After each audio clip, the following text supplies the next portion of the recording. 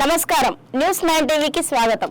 తెలంగాణలో రేవంత్ రెడ్డి సర్కార్ పాలనపై విపక్షాలు ప్రజలు గమనిస్తున్న తరుణంలో ప్రభుత్వ శాఖల మధ్య సమన్వయం ఎంత దారుణంగా పడిపోయిందో కళ్లకు కట్టేలా ఒక సంచలన ఘటన వెలుగు చూసింది.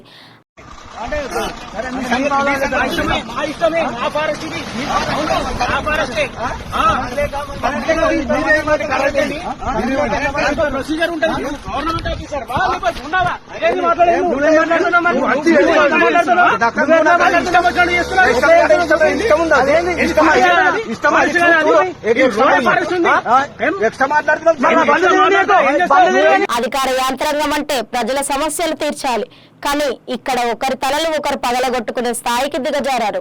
మెదక్ జిల్లా హావేలి గణపూర్లో జరిగిన ఈ హైడ్రామాపై రేవంత్ సర్కార్ లో అసలు శాఖల మధ్య సమన్వయం ఉందా? అసలు ఒక డిపార్ట్మెంట్ కు మరో డిపార్ట్మెంట్ కు కమ్యూనికేషన్ ఉందా, లేక ఎవరికి వారే యమునా తీరే అన్నట్టుగా వ్యవహరిస్తున్నారా?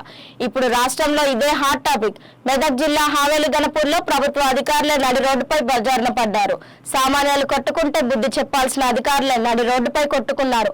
అటవీ శాఖ వర్సెస్ విద్యుత్ శాఖ. అవును, మీరు వింటున్నది నిజమే. కాకి చొక్కలు, లైన్మెన్ల మూట, ఒకరిపై ఒకరు దాడికి దిగారు.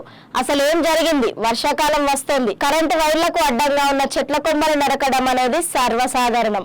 విద్యుత్ శాఖ సిబ్బంది తమ పని తాము చేసుకుంటూ వెళ్తుంటే అటవీ శాఖ సిబ్బంది అడ్డుపడ్డారు. మా పర్మిషన్ లేకుండా కొమ్మలు ఎలా నరుకుతారు అంటూ ఫారెస్ట్ అధికారులు లైన్మెన్లకు నిలదీశారు. మాట పెరిగింది. అహంకారాలు నడి రోడ్డుపై తలపడ్డారు. పద్ధతిగా మాట్లాడాల్సిన అధికారులు బూతులు తిట్టుకుంటూ కాలర్లు పట్టుకుంటూ నడి రోడ్డుపై వీధి రౌడీల్లా కొట్టుకున్నారు. ప్రశ్న ఏంటంటే, వీరంతా ఒకే ప్రభుత్వం కింద పనిచేస్తున్నారా, లేక చెట్ల కొమ్మలు కొట్టడానికి కూడా రెండు ప్రభుత్వ శాఖల మధ్య సమన్వయం లేదా? సీఎం రేవంత్ రెడ్డి, ఇదేనా మీ గుడ్ గవర్నెన్స్? ఈ ఘటన చూస్తుంటే రేవంత్ సర్కార్లో శాఖల మధ్య సమన్వయం పూర్తిగా కరువైందనే స్పష్టమవుతుంది. ఒక శాఖ ఏం చేస్తుంది ఇంకో శాఖకు తెలియదు. కలెక్టర్లు, ఉన్నతాధికారులు ఏం పర్యవేక్షిస్తున్నారు? చిన్న కొమ్మల తొలగింపుకే రోడ్డుపై కొట్టుకుంటే ఇక రేపు పెద్ద ప్రాజెక్టుల ల్యాండ్ అక్విజిషన్ వస్తే ఒకరినొకరు చంపేసుకుంటారా?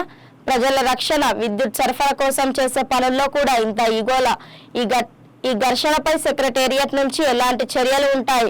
ఈ ఇద్దరు అధికారుల మూటాలపై రేవంత్ సర్కార్ ఎలాంటి యాక్షన్ తీసుకోబోతుంది? మెదక్ నడి రోడ్డుపై జరిగిన ఈ శాఖల యుద్ధం పట్ల ప్రజా సంఘాలు తీవ్ర ఆగ్రహం వ్యక్తం చేస్తున్నారు. దీనిపై మా ప్రతినిధి మరిన్ని వివరాలు అందిస్తారు. మరిన్ని అప్డేట్స్ కోసం చూస్తూనే ఉండండి న్యూస్ 9 టీవీ.